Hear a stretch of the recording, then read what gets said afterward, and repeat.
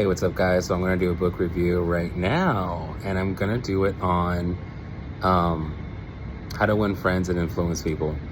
I don't have the book on me. Someone stole it. Here's the thing. First of all, long story short, it's an amazing book. I think everyone should read it, not just everyone that's going to be in business or in sales.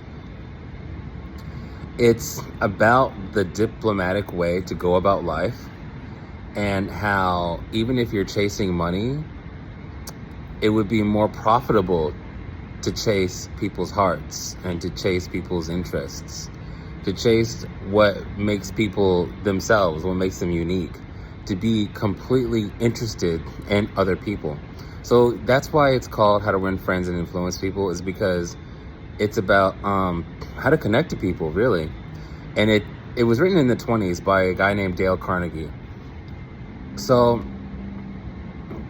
all he does is gives out all of his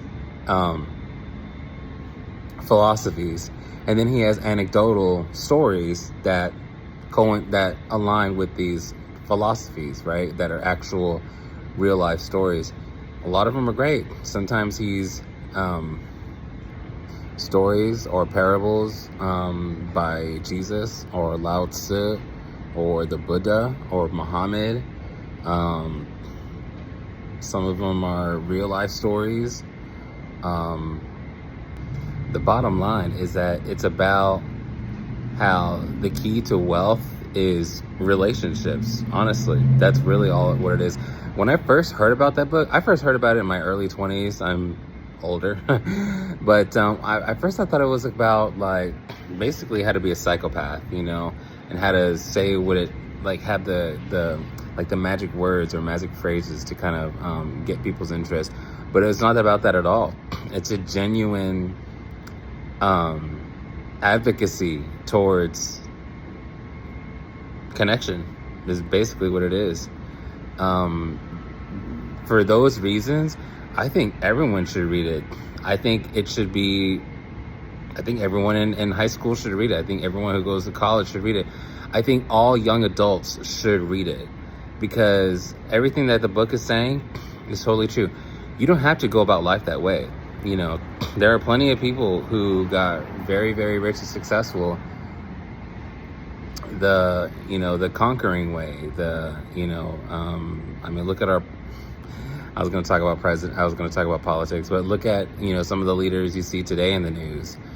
Some of the most fearsome, ruthless leaders that you've ever seen in history. Obviously, some people use fear as a tactic. This is saying that, like, in a nutshell, you catch a lot more flies with honey, and that's kind of what it's basically saying. But every single philosophy that Carnegie has, he has an appropriate pairing, like anecdotal story. So it's really, really good book. I actually loved it. And here's what's interesting. The reason I got stolen is what I think. When I finished reading it, in the beginning of the book, I put, "Hello, you have now found this book. This book was given to me by a friend, and now I'm reading it, and now I'm done, and I hope you pick it up and read it too. And when you're done, I hope you pass it along to someone." So literally the night that I wrote that, I accidentally left it somewhere. And then when I went back the next day, it was gone. So obviously someone took it, but I'm kind of glad they took it. I was done with the book anyway, and I hope they got a lot out of it, because I sure did. It's one of those books that I probably will read again, because it's a wonderful reference book on how to live life, All right, cool. Bye.